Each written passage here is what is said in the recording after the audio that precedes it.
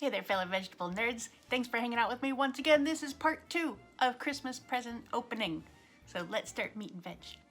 Hey, turn up the caramello and chisel on the shizney. It's time for me to what? Let me introduce myself. I'm Gino Burrito. My pants are made of leather. I find it hard to concentrate. So this box is smaller, but it is full of really interesting things. It's not as many things as the other box, but like I got to learn a lot, which is really cool.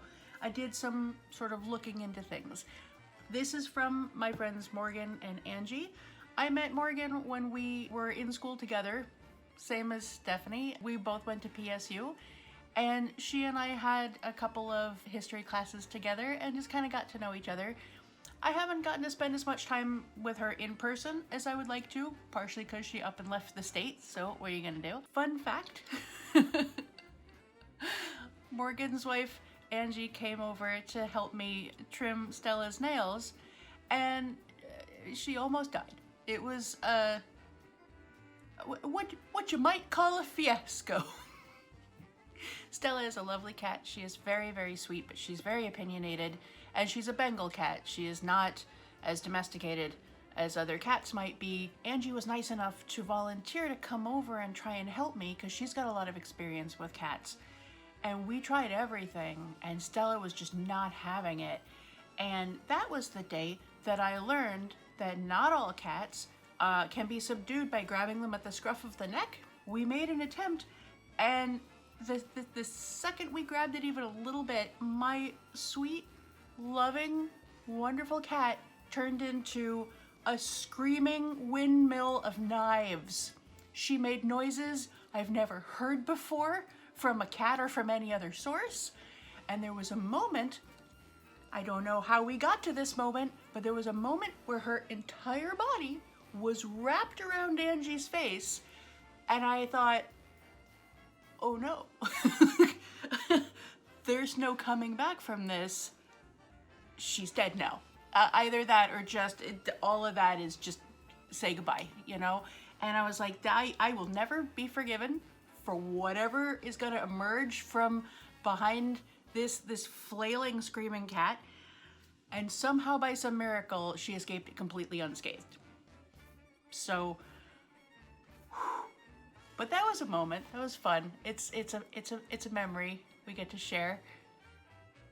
In the end, Stella's nails just didn't get trimmed. I want to say in the entire 5 years, 6 years that I've owned her, I might have trimmed maybe 9 nails total. I did get to make a friend out of it. They are both lovely people. Morgan and Angie are just super cool. They did move to Ketchikan, Alaska, and that is where this box is coming from. By the coolest coincidence, you know, the other box was very Oregon-centric. This is very Alaska-centric. And I think specifically southeastern Alaska, which is where they are. Now, I looked up Ketchikan. I've never been to Ketchikan. I've never been to Alaska at all. And I knew that you've got basically, here's the United States, and then you've got Canada, and then you've just got Alaska. It was just nonsense to me, but I don't know.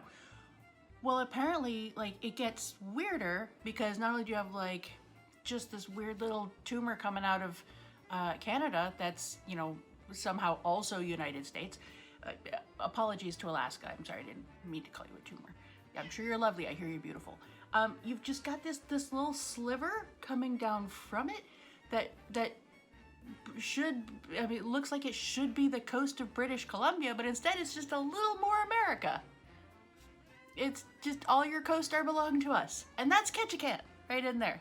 So that's weird to me, but I looked it up and I got to learn a little bit about it, and there's a lot to know about it. It's an interesting place. Speak of the devil and she will appear. See, she wouldn't hurt a fly, not on purpose.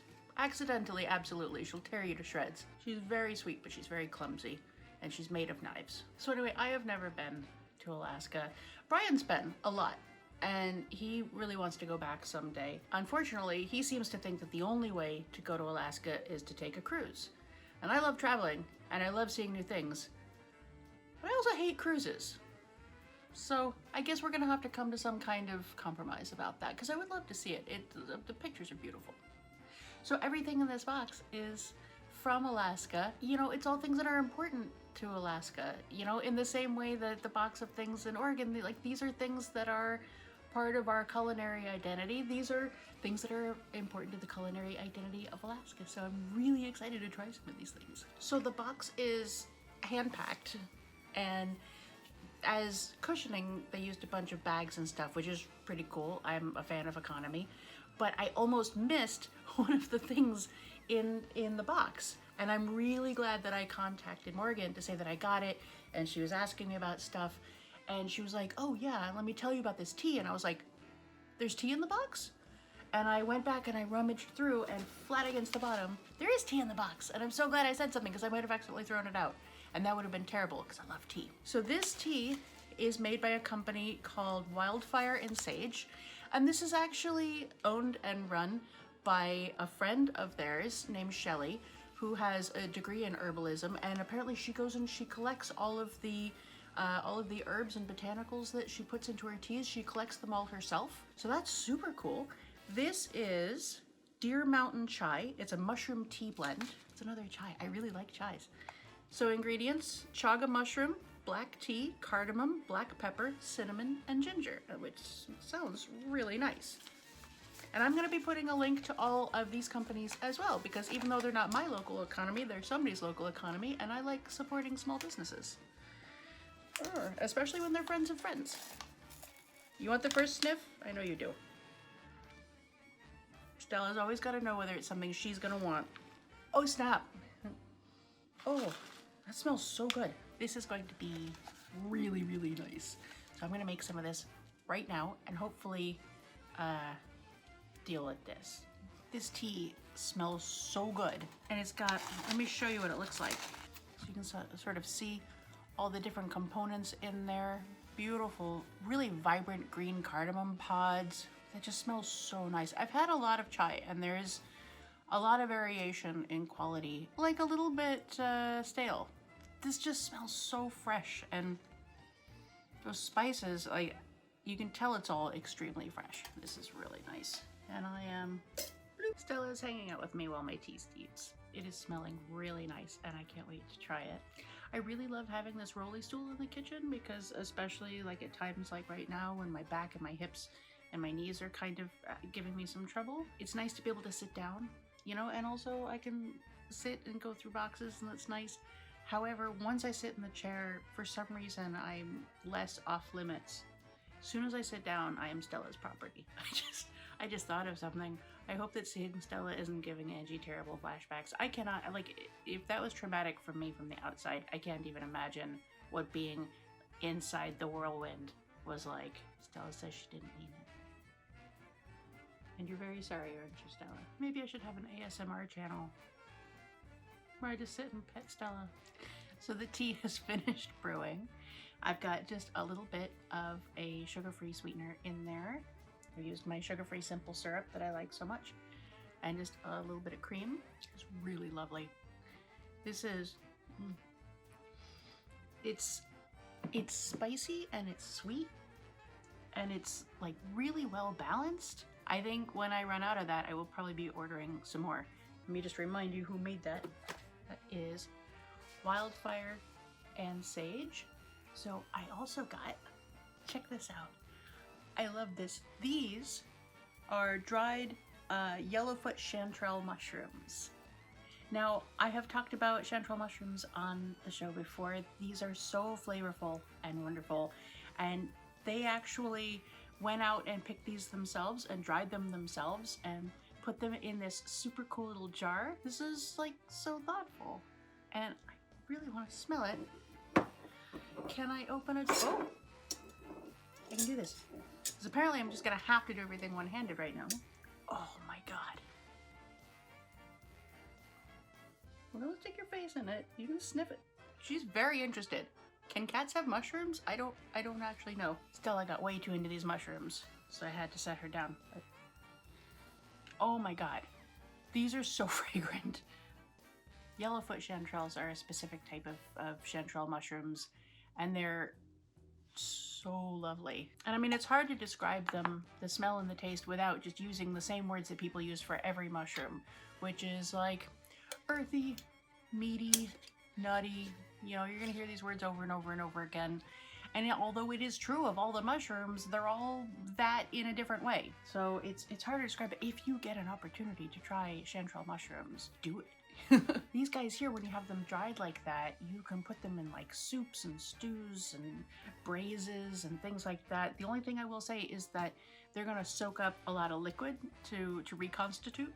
So just make sure that you have enough liquid, otherwise it's going to dry out the rest of your ingredients and your soup could turn into just like a little pile of vegetables with no liquid. I accidentally dried out a roast like that. I threw a bunch of dried mushrooms in there and the flavor was really nice, but I didn't have enough liquid and I just put in too many dried mushrooms and it just went and my roast ended up a little bit dry. Another hot sauce.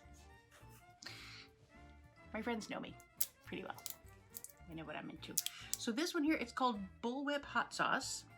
It's an Alaskan kelp and piri-piri pepper, and it's from Barnacle Foods, which I have heard of them before. I actually have their kelp pickles. When I was talking to Morgan about doing this video, I was like, tell me, is there anything that you want me to let people know? And I have written down exactly what she said, just so that I make sure that I convey all of it. She said, kelp farming is a growing industry here, and there are so many creative ways people use it. Bull kelp is pickled like cucumbers, made into salsa and hot sauce and chutney. The local black seaweed is a dearly loved food of the, I think it's Haida and Tlingit people. It's dried and eaten throughout the year as a crunchy, salty snack. Kelp is a big industry there right now, and it's true, they do pickle it, and I bought some. And that was actually in one of my very first videos that I ever made. And I kind of wondered about the fact that it's like that. They're rings. And I was like, why are they shaped like rings? And then I looked up bull kelp to see what it looks like. And if you've ever been to like those aquariums where, doesn't matter. If you've ever been to those aquariums where you can kind of, you walk through and you can see like the tank is all huge and stuff, and there's that huge kelp. That's bull kelp. It's massive. And so that's actually like the stalk of the bull kelp, which is hollow, and then they just kind of like cut it into rings. And so they used the bull kelp in this hot sauce, which I'm very excited to try. This is again called Bullwhip Hot Sauce, and I know from experience that piri-piri peppers, those are the ones, remember I just ate them out of the jar and I was like, these are yummy and they're delicious. And then I gave one to Brian and he was like, huh, that's what's in here. So I already know I like those. By the way, my hunch that those would be good on pizza, correct. Ooh, that smells nice. Alaskan bull kelp, water, organic vinegar, organic tomato, vegetable oil, garlic, salt, piri-piri, and xanthan gum. So I have pre-prepared some, this is just regular cheddar cheese, just because I knew that cheddar has a very sort of neutral flavor and it's not gonna, interfere. And this again has that free-flowing bottle. So, I don't know, maybe, is it gonna be extra spicy? I got a good deal on there, because I have a feeling I'm pretty comfortable with piri-piri pepper. So I don't think it's gonna be too bad. Let's find out. I would consider that very mild. The flavor is really nice. I'm getting very little heat from it. So I would consider that mild. Again, let's keep in mind, I was also eating those out of the jar and going, oh, yummy, lovely. And then when Brian tried it, it was catastrophic. So don't take my word for it. If you have the opportunity to try this, and I think you should, use a little bit more caution than I did. But it has a very particular flavor that's hard to put my finger on. I think it's definitely that bull kelp, because there's not a lot of other things in there that would give it this really interesting flavor. You would think that because it's seaweed that it would be sort of fishy tasting or have that sort of algae kind of flavor, but it doesn't. It kind of almost like a pickle. Got almost a pickle flavor. Just kind of not too overt, but it tastes a lot like those kelp pickles, which I would eat one of those for you, but they've been in my fridge for kind of a really long time. They got shoved to the back, and I think they're still good. I feel like pickles are good forever, but also I don't know. I think I'm just gonna like examine those a little bit more before I go into that. So far so good. Everything is really good. This tea, I'm not kidding. This tea is so good. Sometimes chai is like way out of balance and you've got one flavor that's very strong over the others and it can kind of just sort of throw everything off. This is just really smooth and oh, that's so nice. Also from Barnacle Foods. So this is Kelppow, salty and savory kelp seasoning, and it's made with Alaskan kelp. That's all it is. It's just dried powdered Alaskan bull kelp. It says, we heart kelp. Kelp, like seaweed? Yes. Hand harvested from the pristine waters of Alaska. Kelp is packed with tasty salts, minerals, and vitamins. Plus, it's good for the planet. It requires no fresh water, fertilizer, or land to grow. Sprinkle away. That's good to know. See, now that definitely has that very seaweedy kind of like, it smells like the ocean, but it smells like fresh ocean. Kind of like when you smell very fresh fish and you kind of smell the ocean and it's not the same as, I mean, you could say it's fishy, but it's not the same as like an old fish where you're like, oh, this is like that fresh sort of fish smell. So I asked what I would put this on because I knew I was going to do an episode around the box and I was like, I want to try this, but like I'm not going to like take a spoonful of dried kelp. So what would you put this on? She said it's really good on sauteed vegetables. It gives it kind of like a bit of umami, but she said it's also good on popcorn. So let's make some popcorn. So let's see. I'm not really sure how much I should put on here. I'm thinking I should start with less and then I can always add more. I'm gonna be honest. Kelp on popcorn doesn't sound like something I would enjoy. However, I have in my life tried a number of things that I didn't think I would enjoy, including things involving popcorn. I tried popcorn with like a fruit flavored fish oil on it. And that sounds like the most disgusting thing I can imagine. But guess what? It was delicious. It tasted like Fruit Loops. They told me it would. I said, you're a liar. I tried it. And I said, I'm sorry, I was wrong. So, just gonna do a little shaky shake, try and evenly distribute. I just don't want to get one mouthful that has like all the kelp. Moment of truth.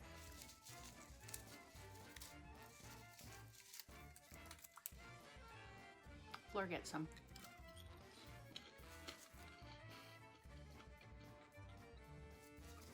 Ooh. It's nice to be wrong. I'm gonna put a little bit more on there.